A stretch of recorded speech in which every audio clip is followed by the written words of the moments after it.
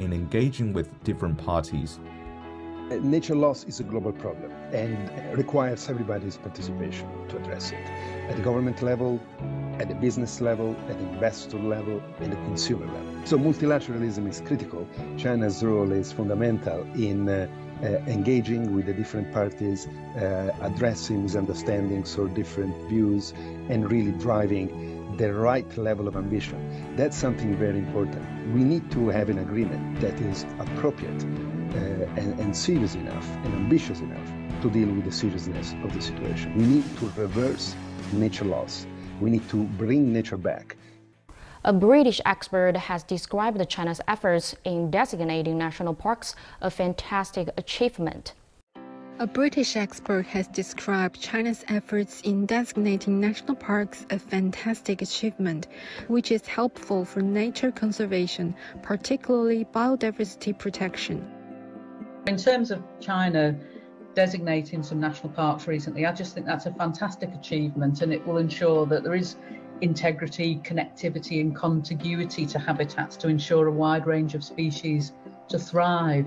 I do think that having the parks enshrined in law is helpful for the protection, enhancement and conservation of national parks, particularly around the biodiversity. But I think one of the benefits of national parks is that it really kind of focuses influence of a whole range of attributes. So it isn't just about nature conservation, it is about landscape beauty, and it is about opportunities for people to recharge and engage with nature. Fox hoped that the second phase of the 15th meeting of the Conference of the Parties to the United Nations Convention on Biological Diversity could get a commitment from governments globally to promote biodiversity and nature recovery. So what I'd hope from COP15 is that we would get a commitment from governments globally to ensure that the targets that are set for biodiversity and nature recovery are fully embedded in their mandates. It's essential for the processes that support all life on Earth, and without that wide range of animals, plants, microorganisms, we can't have the healthy ecosystems that we rely on to provide us with the air that we breathe and the food that we eat. It's just so fundamental to everything that we do. It's the building blocks for everything else that happens within the national parks, well, and the country more generally. The China-aided project of the permanent headquarters of the Economic Community of West African States began construction in Nigeria's capital, Abuja. The China-aided project of the permanent headquarters of the Economic Community of West African States began construction on Sunday in Nigeria's capital, Abuja. The new headquarters building will enable the regional bloc to operate in one complex instead of 3 locations. Officials from the Chinese embassy in Nigeria, state leaders from Nigeria, Guinea-Bissau, and Sierra Leone, as well as President of the ECOWAS Commission, attended the groundbreaking ceremony.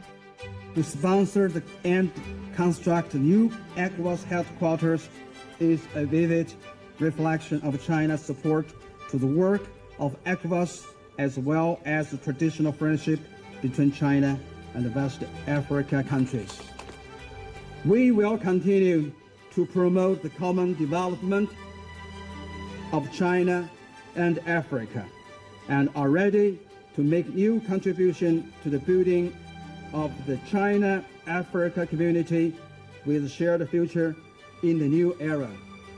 The building will represent the 380 million West African citizens and will remain a befitting edifice to the region and the continent. The new complex will represent the unity and brotherhood of the member states, as well as signify a recommitment to process and regional integration. It will be our home and a regional rallying point. It was therefore considered necessary to have a modern, fit-for-purpose office accommodation that will enable the Commission to accommodate all its staff in one location, which hopefully will result in operational efficiencies, reduced cost and increased productivity. Indonesia's Semeru volcano on the country's most densely populated Java island erupted on Sunday, forcing nearly 2,000 people to flee their homes. No casualties have been reported so far. A total of 1,979 people have been evacuated at 11 locations after Indonesia's Semeru volcano erupted on Sunday. Semeru is the highest volcano on Indonesia's Java island at 3,676 meters and also one of the most active.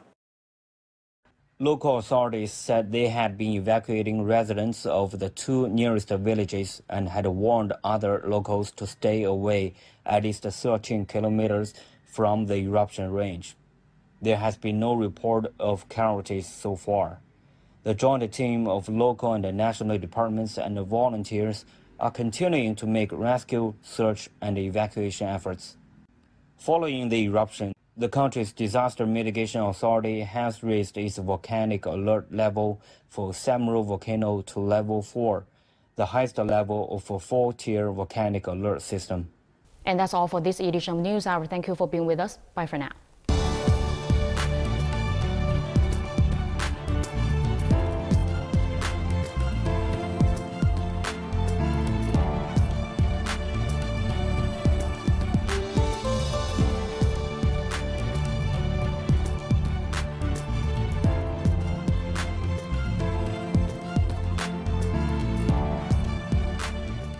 Wearing Tong suits and singing Shaanxi opera, he speaks Shaanxi dialect and is infatuated with Chinese culture. Starting a business in China and building a bridge of communication, his dream is to promote cultural exchanges between China and Africa.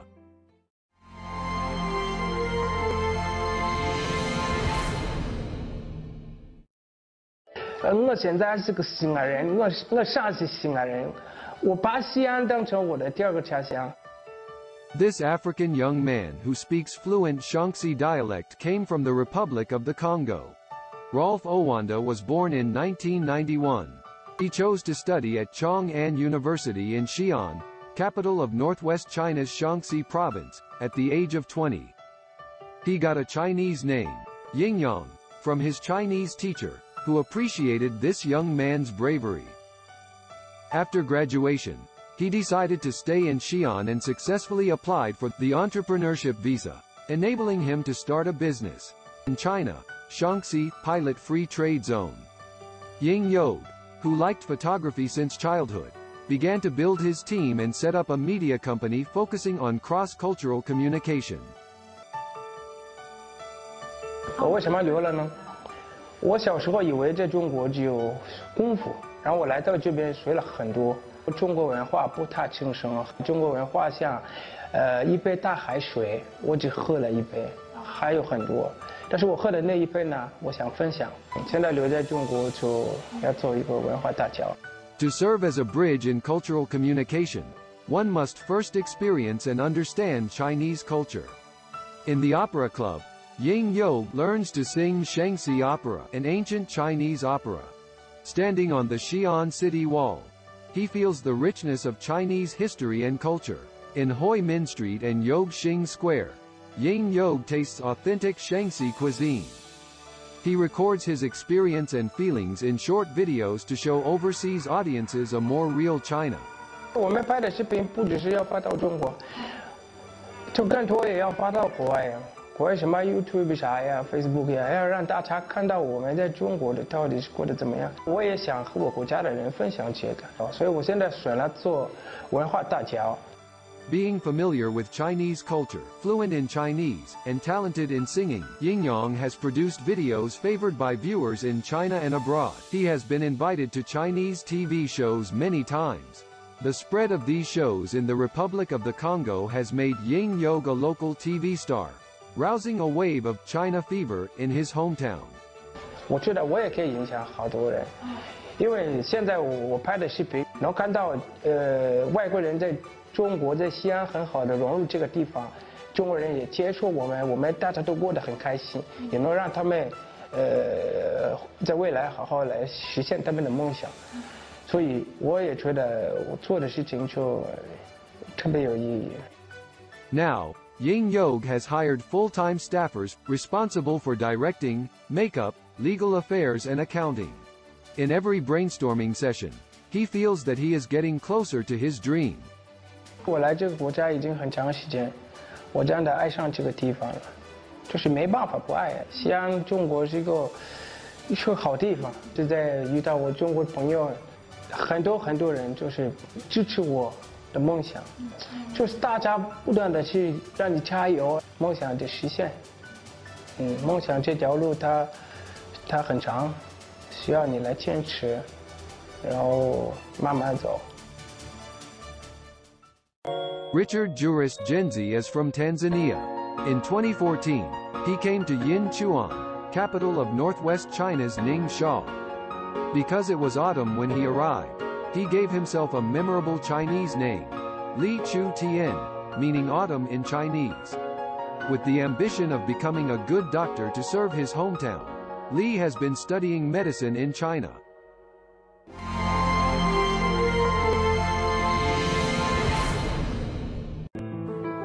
My name is Richard, and I am a 2020 postgraduate student of Ningxia Medical University. It's been my dream of learning medicine since when I was in junior high school. On September 2014, by the help of my parents and relatives who have been paying my school fees, I was admitted at Ningxia Medical University and started my medical journey. In classroom, teachers imparted medical knowledge to me selflessly and answered my question patiently. In hospital, teachers taught me how to operate and ask questions to patients about their illness.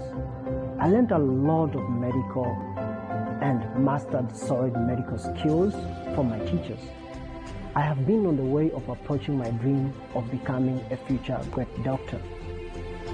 In particular, when the COVID-19 epidemic broke out in 2020, many of my teachers took the initiative to participate in the rescue work of the medical team in Hubei province.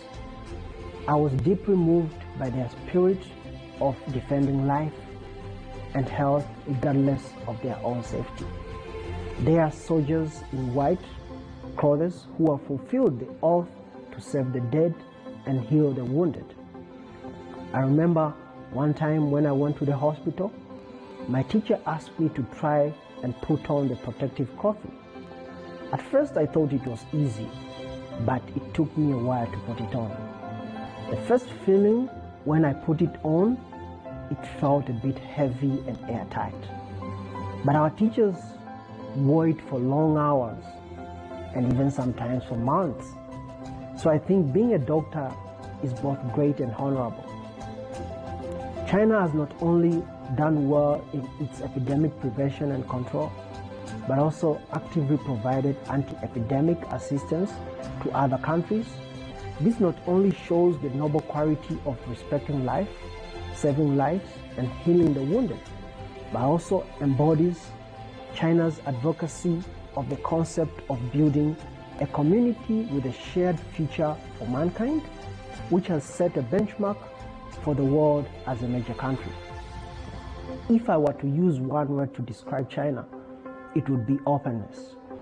China not only welcomes people from all countries to come to China with an inclusive attitude, accepts different civilizations and cultures, but also unreservedly provides technology and material support to other countries, and also provides scholarships for international students from various countries to study different kinds of majors and medicine, such as me, so that I can use the medical knowledge and medical spirit I learned in China to save my relatives and people in my country. In recent years, as China's international influence continues to rise, Mandarin fever is also heating up around the world, and Chinese has become one of the most popular languages in the world. More and more foreigners become attached to Mandarin and China. They come all the way to China just to experience the unique charm of the ancient Oriental country. Ho Zi Moore, a young man from Tajikistan, is one of them.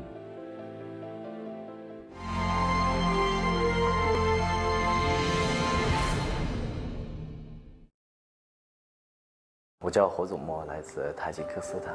我从2016年开始学习汉语。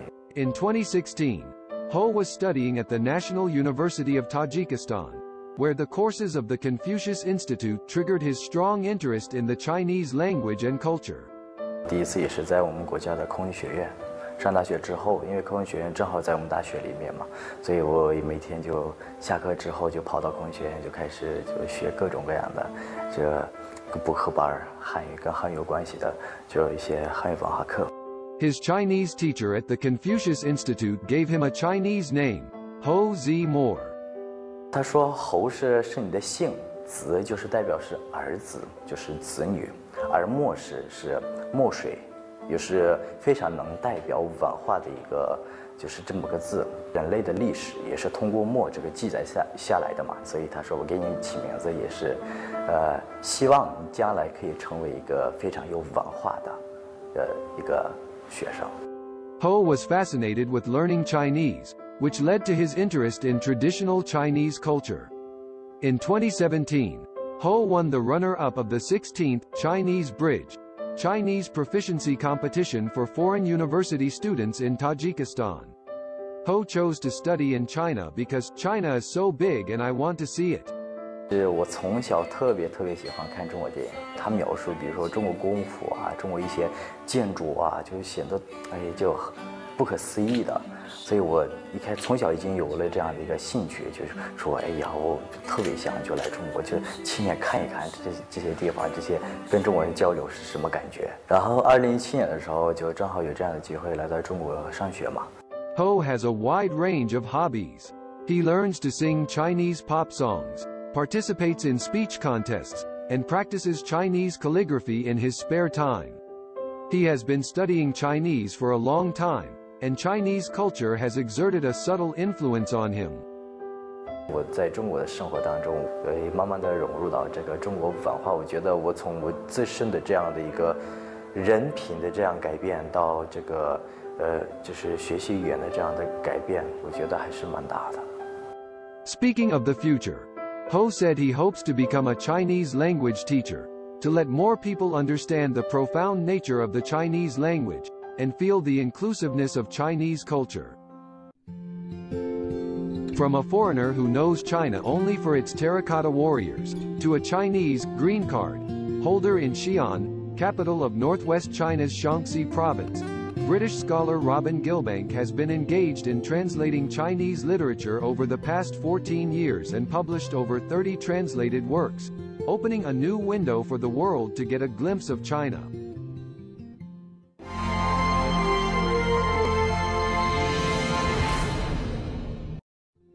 Gilbank came from North Yorkshire in Britain.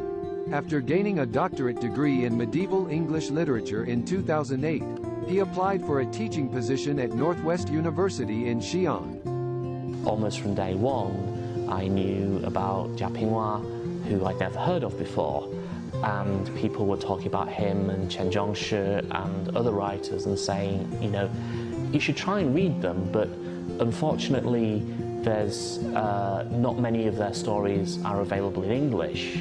So, somebody really needs to do something about this situation. Attracted by indigenous Shaanxi literature, Gilbank started to take up translation besides teaching. For over a decade, Gilbank and a translation team from School of Foreign Languages of Northwest University have translated over 30 works by Shaanxi writers. They have explored ways to deliver the genuine style and subtleness of the Shaanxi literature in translation, helping introduce the regional literature to more global readers. To improve his translation work, Gilbank works hard on Mandarin, and also learns the Shaanxi dialect from locals in buses, parks and other public places to better understand the local culture and literary works. I enjoyed the job, so we've covered quite a lot of the province, both rural and urban as well. The city has a much broader and deeper cultural confidence now than it did when I first came. Over the years, Gilbank has witnessed the rapid development of China and enjoyed his life here. He said his love for the city grows deeper as he knows it better. He hopes to translate more Shaanxi native literature into English, so as to build a bridge for cultural exchanges between China and the rest of the world, and help more international readers understand the unique charm of Chinese culture. Now, Gilbank has obtained China's permanent resident permit, turning from a British boy who came to China with very limited knowledge of the country to an authentic Xi'anese. So I got my green card about 2 years ago, because if you are a stable and developing society, then of course you want to attract people who can bring their skill set and their abilities to to serve that society. So it suggests that not just me, but many other people are striving after getting a green card. So that suggests that's a healthy sign of what's going on in China.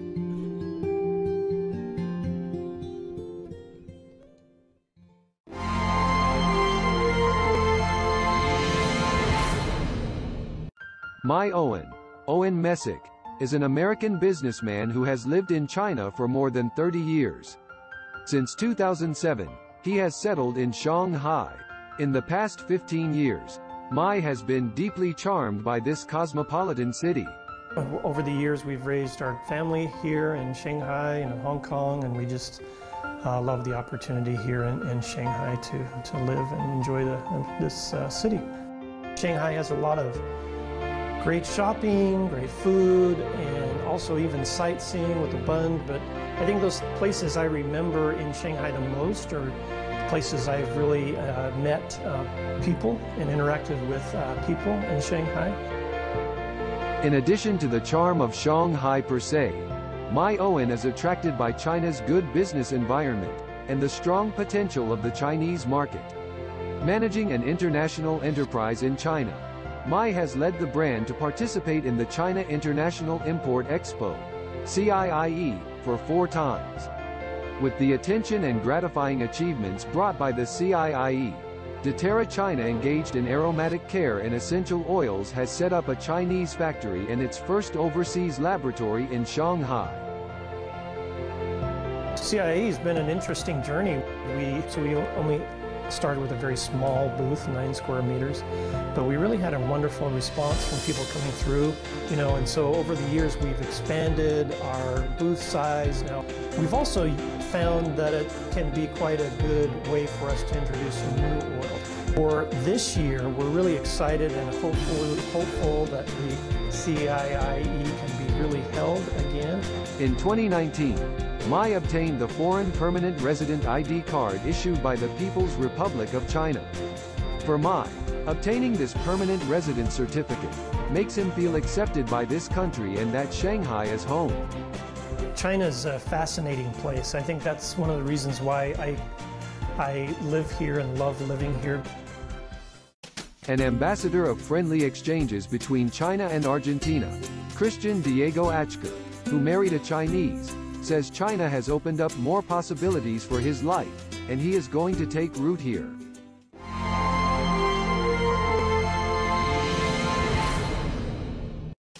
My name is Christian Diego Achker. I am from Argentina. The first time I came to China, and actually to Dalian, was in 2002. In the past, I didn't have any reference about China, so when I came, I feel it was a very nice city, and I really like it from the beginning. The environment, the people, the sea, soccer, right? Dalian people like the soccer, and in Argentina we love soccer, so that made me feel like, well, very similar with my hometown in Argentina. Achker teaches Spanish at Dalian University of Foreign Languages and is also a business representative of the Investment and Foreign Trade Agency of Santa Fe, Argentina, based in China. In 2009, Achker settled down in Dalian, a port city in northeast China's Liaoning province and his wife's hometown. Achker said that the reason why he stayed in China was not only because he married a Chinese woman, but also because China's development potential has presented to him a bigger world. A lot of changes, new buildings, new roads, new bridges, new tunnels, and also, of course, in the daily life. This year marks the 50th anniversary of China-Argentina diplomatic ties. In recent years, the two countries have deepened bilateral cooperation in various fields. In his spare time, Achker travels to promote friendly exchanges between the two countries. He hopes that people in his hometown can also enjoy the convenience brought by Made in China. Thanks to the joint efforts of all parties, in late July this year, Argentina Rosario Cultural Center and School of European Language and Culture Studies of Dalian University of Foreign Languages co-launched a course on the Chinese language. Several agricultural enterprises in Dalian and Shenyang have also established contacts with their counterparts in Argentina, with cooperation results highly expected.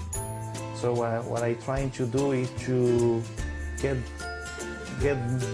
both regions, both countries more closely to know each other by we're generating more communication between companies, generating more communications and relation between the chambers, generating more relation about the culture, education, right? Achker has traveled to many cities in China, but Dalian is his favorite. He said it is his second home. I feel comfortable, even though my family is far away, my mom is far away. But now Dalian is my second home, so that's why every time I talk to people, they say my hometown is Argentina, but my second home is Dalian. So I think I'm gonna be here for a long time. Maybe forever. Transformed from a tropical island at the southern tip of China to an international tourist destination, Hainan, through its unremitting efforts, has become an important window for China's opening up to the outside world. Clean beaches, blue sea, convenient transportation, a variety of food. More and more foreigners come to Hainan to work and live, and take it as the destination of their dreams.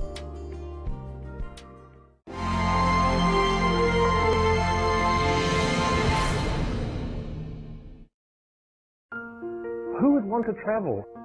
It's like traveling. It's like being on holiday every day. My name is Robert McIntosh. I'm from New Zealand. At the moment, I have managed to get a job working as an ESOL teacher, working for Hainan Middle School. The reason why I've chosen Haikou is, of course, it's a tropical island. It has beautiful climate, and it has some of the most interesting mix of Chinese people that you can find in any part of China.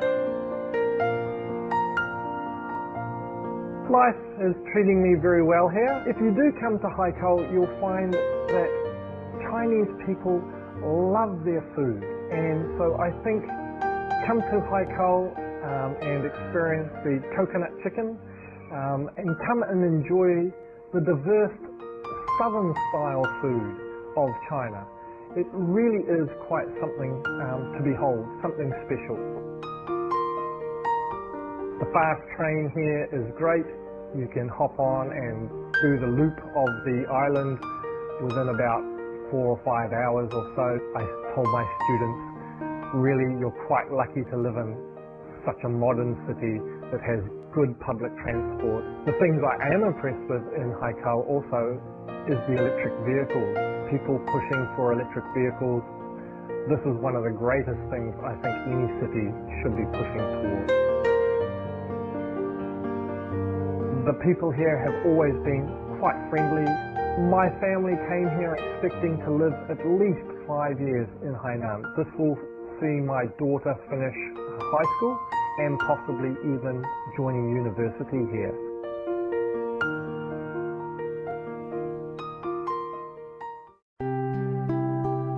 Hello, my name is Steve Hearn. I'm a British guide working here on Hainan Island. I've been here since October 2018 in just outside of Linshui, working for Hainan RNF Ocean Paradise. My position here is the Director of Animal Operations. We are an island here, and it's one of the most beautiful islands I've seen. not only for the coastline and what animals that can be found in the local waters and seas, but also for inland, the forest areas, that kind of stuff. There are so many different species of animals or insects or snakes or reptiles. People are so warm and good to you. On a Saturday, I was leaving and I paid my 15 RMB for an hour of playing pool, and the mother comes out with a big melon, and she gives me a melon. Hainan, and especially this local area, is developing immensely. So the first time, for example, I go to the bank and try to send money home to Europe, that was a 6-hour operation, you know. And now they've got it down to like 40 minutes, which is really good. Down the road here in Dadun, they're building this mega university. And I used to travel from this road, this inward road on my bike, and I'd go to the coast. And this place is massive, there are train stations and everything. This is just farmland like 4, 5, 6 months ago. On the highway towards Andy, you just see hotel after hotel of the resort, of the complex being built or already operational. So, yeah, and that's changed a lot in the 3 years. Hainan is still developing greatly. And I remember saying to myself after my first year, I said, wow, I'd love to see this place in 10 years' time. Who knows, I might still be here in 10 years' time.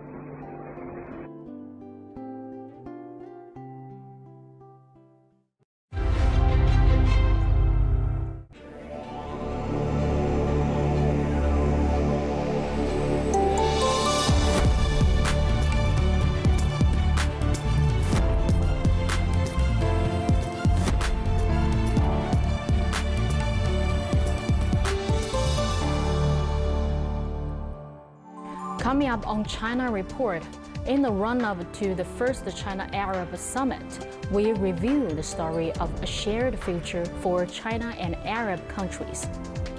A think tank has released a report on contemporary Chinese outlook on human rights. Hello and welcome to this edition of China Report. I'm Qiaomeng in Beijing. The first China-Arab Summit is set to be held in early December. Marching forward hand in hand, China and Arab states always taken concrete actions to promote and deepen the building of a China-Arab community with a shared future and bring benefits to the people.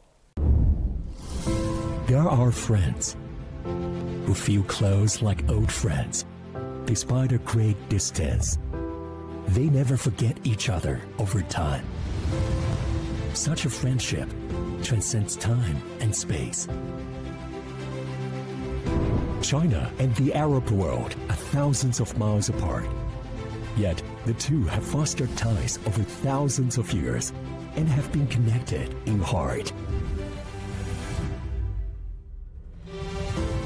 In 2014, Chinese President Xi Jinping proposed building a China-Arab community with a shared future and drew a new blueprint for the development of China-Arab relations. Since then, China and Arab states have taken steps to promote and deepen the building of a China-Arab community with a shared future and bring benefits to the people. A man of virtue can never be isolated. He's sure to have like-minded companions, Chinese philosopher Confucius remarked. In 1956, Egypt became the first Arab country to establish diplomatic ties with China. Over more than 60 years, China-Arab friendship and cooperation have undergone a historic transformation. From bilateral dialogue to the multilateral cooperation mechanism, from the China-Arab States Cooperation Forum to the China-Arab States Expo, China-Arab relations have strengthened over time and are now thriving. Refer to the deep historic relations between China and Arab countries. There is always had been a high level of common understanding and support between the two sides.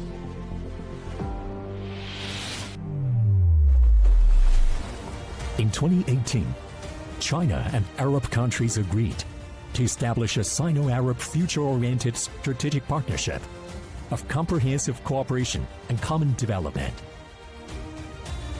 Guided by heads of state, China-Arab Strategic Trust has been continuously strengthened. President Xi attended the opening ceremony of the ministerial meeting of the China-Arab States Cooperation Forum twice, sent congratulatory letters to the forum twice, visited the region twice, and on several occasions called for building a China-Arab community with a shared future. President Xi and Arab leaders have exchanged visits and held dozens of meetings, maintaining frequent interactions while guiding the development of China-Arab relations. We should pursue a just cause for common good. About the question, where should the Middle East head? China put forward its proposals and solutions. The world today is not at peace. The Global Development Initiative and the Global Security Initiative resonate with the common aspiration of Arab countries for justice, peace, and development. China and the Arab world have joined hands in effort to confront various challenges. ونحن يعني بنعبر مرة أخرى، وأنا مرات كثير قلت الصين هدية العالم، يعني العالم بدون صين لا يمكن أن يكون، وبالتالي هذا النهج اللي بتمارسه الصين هو ينعكس إيجابا على البشرية جمعاء على هذا الكوكب.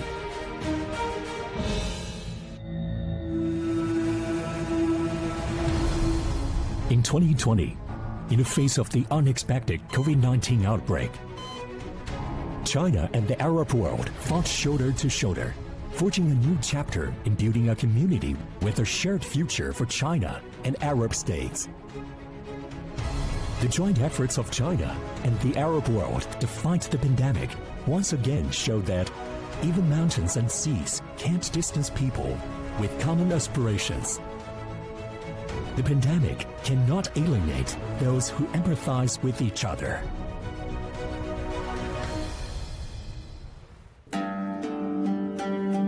Faster alone, further together.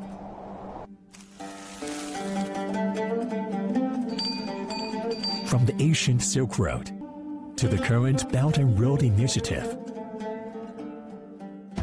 China and Arab countries are natural partners.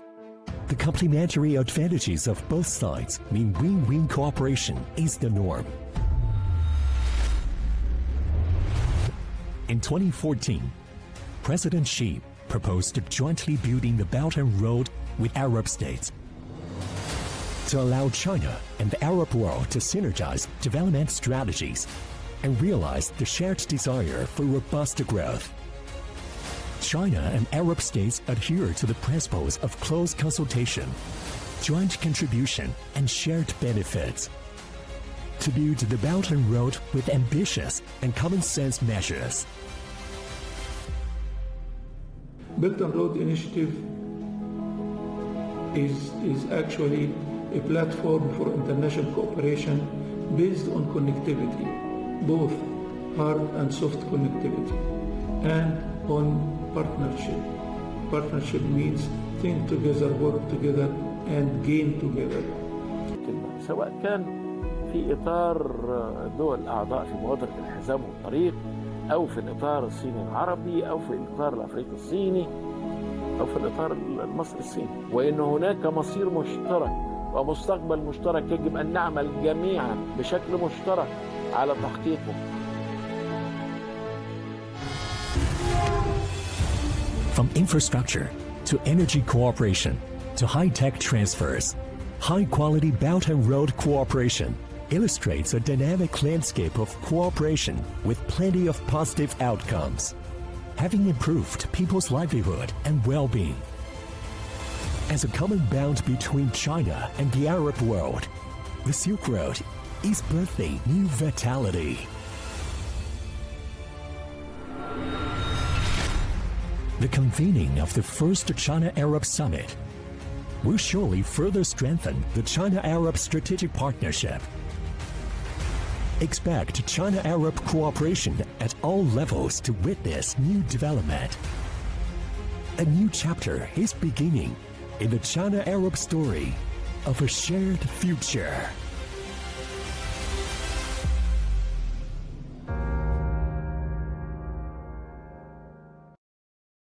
A think tank report has said China has formed a contemporary outlook on human rights with people as the center, development as the driving force, and a life of contentment as the goal.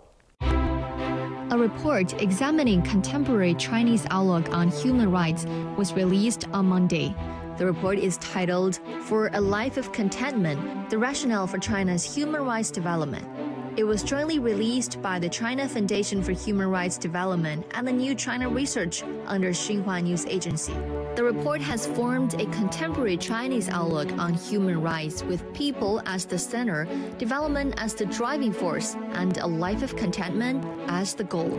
It attributed China's success in promoting human rights protection to the determined leadership of the Communist Party of China, down-to-earth approach, being development-oriented, legal guidance, and open-mindedness.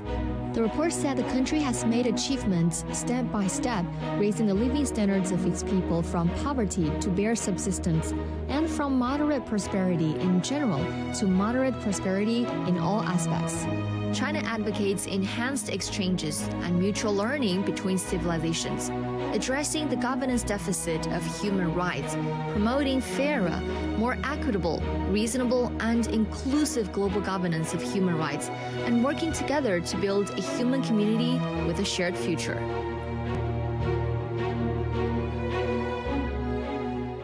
An Egyptian observer says China's experience in human rights is inspiring to the people of the region and the people who seek development and prosperity. A new think tank report released on Monday said China's outlook on human rights has been continuously enriched and improved in practice. The report was jointly released by the China Foundation for Human Rights Development and the New China Research under Xinhua News Agency. It said China has formed a contemporary outlook on human rights with people as the center, development as the driving force, and a life of contentment as the goal. Over the past decades, China has lifted some 770 million rural Chinese out of poverty and increased its per capita disposable income by more than 180 times. The country also raised its average life expectancy to 78.2 years from less than 35 years before 1949, when the People's Republic of China was founded. Experts from various countries said China's experience on protection of human rights is inspiring for other countries, especially for developing countries. Human rights encompasses many different kinds of freedoms, and the freedom to work, to have a decent lifestyle, to be able to express yourself as well. All of those things are being ensured in China. I think China has really improved tremendously. 100 million people have been removed from poverty. There's virtually no sort of extreme poverty now in China. And China has made tremendous progress in educating its population. It has now one of the higher levels of education. تجربة الصين ملهمة في حقوق الإنسان بالفعل لشعوب المنطقة والشعوب التي تسعى إلى التنمية وإلى الرفاهية. تجربة الصين تجربة تستحق أن تدرس، وهي تقوم على النظام والعدل والعدالة الاجتماعية، تقوم على مراعاة الإنسان والمواطن من احتياجاته الصحية الثقافية والتعليمية.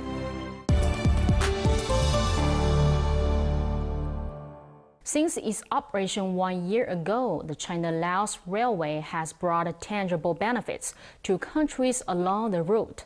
Let's hear what the locals have to say.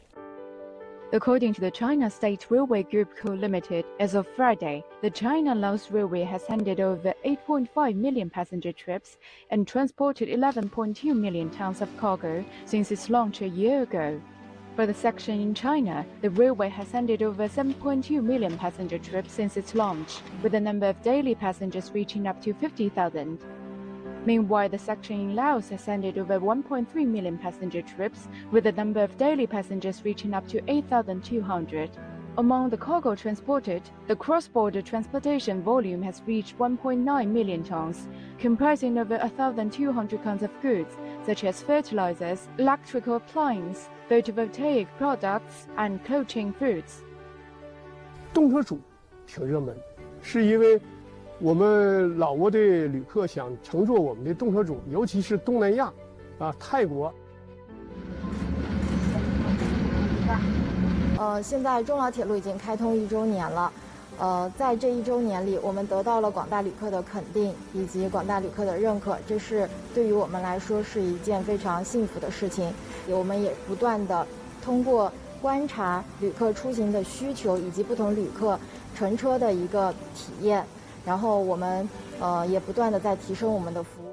以前我来这里上学的时候，也能坐大巴，一坐都要1天才能到。现在嘛，如果开通的话，乘坐中老铁路可能是用10个小时就可以到我家，或者可以到中国，这个是很快的，对我来说非常方便。中老铁路开通运营，是中国以更开放的姿态与世界分享发展机遇的典范。这条有益、科技、绿色、开放的铁路，必将承载着中老2国人民的梦想，创造辉煌。The China-Laos Railway connects Kunming in Yunnan Province with the Laotian capital Vientiane. The 1,035-kilometer railway, a landmark project of high-quality Belt and Road cooperation, started operation on December 3, 2021. The China-Laos Railway, which has been in operation for 1 year, has deepened friendship between Chinese and Laos staff and provided development opportunities to both countries and peoples. The railway's Laos section has created more than 110,000 jobs for Lao people and has drawn the interest of many talents who pursue their careers on the railway. คือว่าอะไรเนาะแบบภาษามันต่างกันเนาะการสื่อสารมันก็ยากหน่อยนึงแต่อาจารย์เขาเจ้าก็มีความอดทนและก็มีความพยายามที่จะสอนเฮาให้เฮาเข้าใจในบทเรียนที่เขาเจ้าอยากสอนจะประทับใจอาจารย์เขาเจ้าหลาย Sida was one of the over 1,000 Lao trainees in a series of courses on train driving, scheduling and maintenance, and railway operation.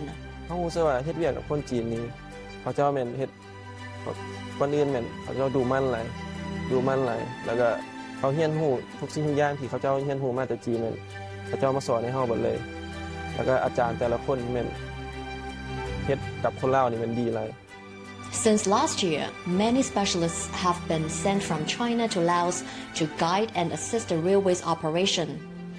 Wang Shu has not returned home since she was sent to work in Vientiane from Kunming in September 2021, but she's satisfied with the progress she has made.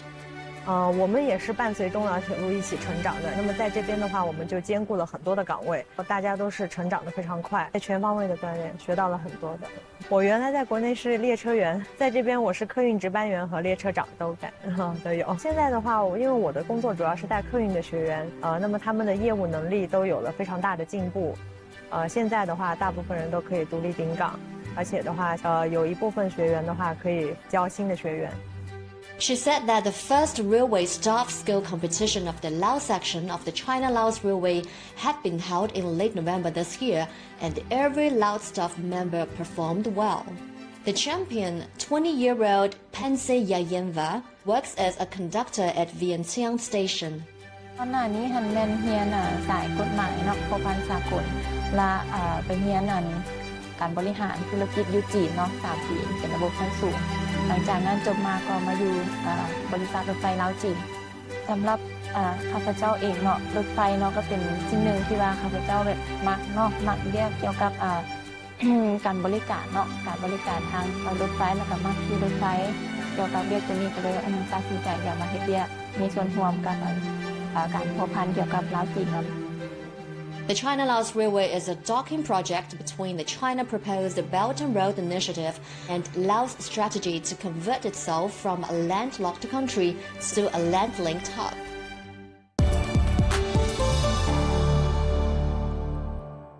You're watching China Report. Now let's look at some other news making headlines.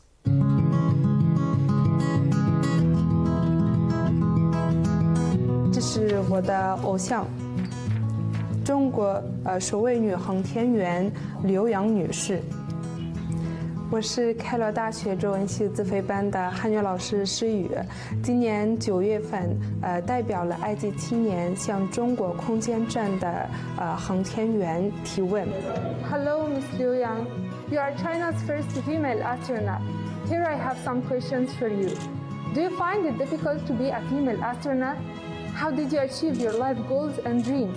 大量事实告诉我们，两性在太空中的工作能力并无明显差异。我们都可以高标准地完成训练考核。其实，在各个行业都有出色的女同胞在自己的岗位上默默奉献。الحقيقة أنا حسيت إن هي ادتنا بسيط من الأمل إن البنت تقدر تعمل حاجات كتيرة جدا. كمان كانت بتأكد على إن لو في حد محتاج يوصل لحاجة معينة وعندنا هدف في حياتنا مهم جدا إن إحنا نتعب ونجتهد ونصبر عشان خاطر نقدر نوصل عليه. 天宫对话是我人生中记忆中最闪亮的一片段之一。一直以来，很多人都跟我说你要做中安之间的桥梁。这次我就觉得，我是不是做了一个人类与宇宙的桥梁？ As China is vigorously promoting the application of clean energy, 4 large-scale hydropower stations along the country's Jinsha River have brought great opportunities for green development. Jinsha River is the upper section of the Yangtze River, China's longest river.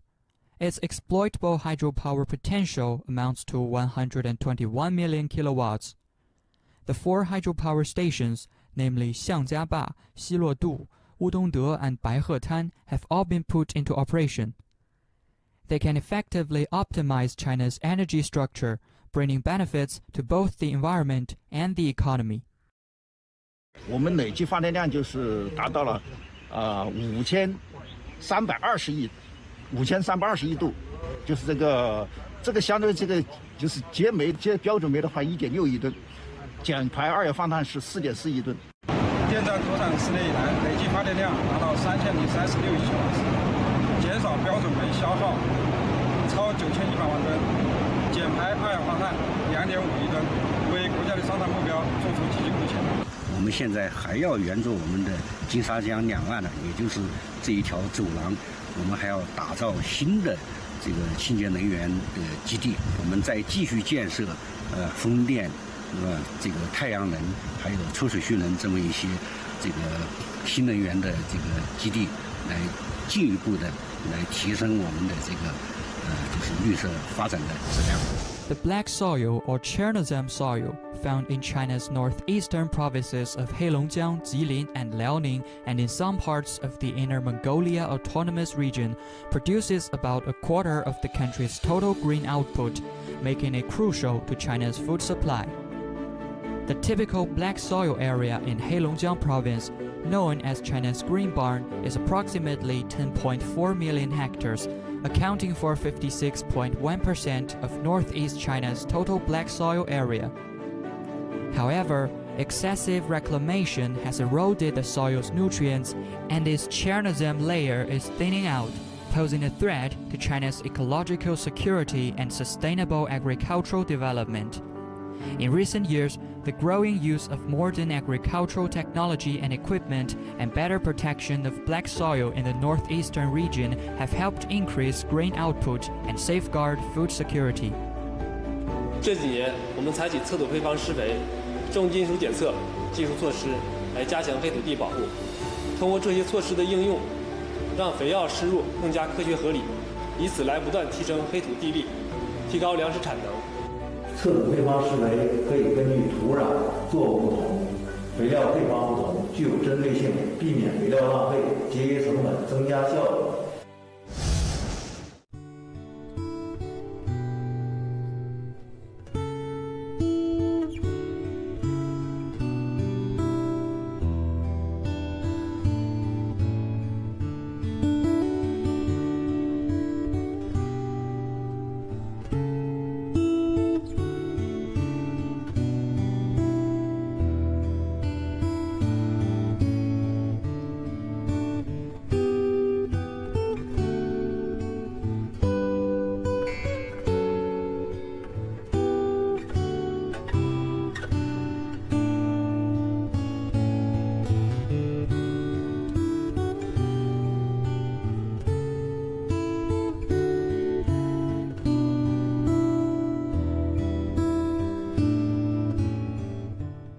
And that's all for this edition of China Report. Thank you for being with us. Bye for now.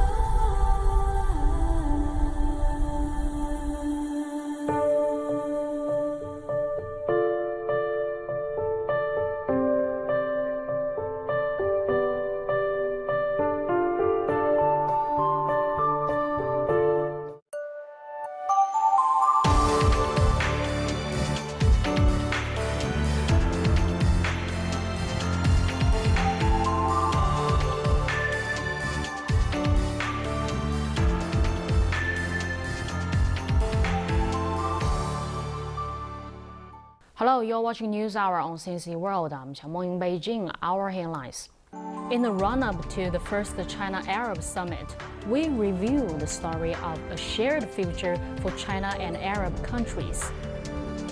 Director General of WWF International has said COP15 is a historic opportunity to seal Paris-style agreement. Indonesia's Semeru volcano on the country's most densely populated Java island erupted on Sunday, forcing nearly 2,000 people to flee their homes. The first China-Arab Summit is set to be held in early December. Marching forward hand in hand, China and Arab states always taken concrete actions to promote and deepen the building of a China-Arab community with a shared future and bring benefits to the people. There are friends who feel close like old friends, despite a great distance. They never forget each other over time. Such a friendship transcends time and space. China and the Arab world are thousands of miles apart. Yet the two have fostered ties over thousands of years and have been connected in heart. In 2014, Chinese President Xi Jinping proposed building a China-Arab community with a shared future and drew a new blueprint for the development of China-Arab relations. Since then, China and Arab states have taken steps to promote and deepen the building of a China-Arab community with a shared future and bring benefits to the people. A man of virtue can never be isolated. He's sure to have like-minded companions, Chinese philosopher Confucius remarked. In 1956, Egypt became the first Arab country to establish diplomatic ties with China. Over more than 60 years, China-Arab friendship and cooperation have undergone a historic transformation. From bilateral dialogue to the multilateral cooperation mechanism, from the China-Arab States Cooperation Forum to the China-Arab States Expo, China-Arab relations have strengthened over time and are now thriving. Refer to the deep historic relations between China and Arab countries. There is always have been a high level of common understanding and support between the two sides.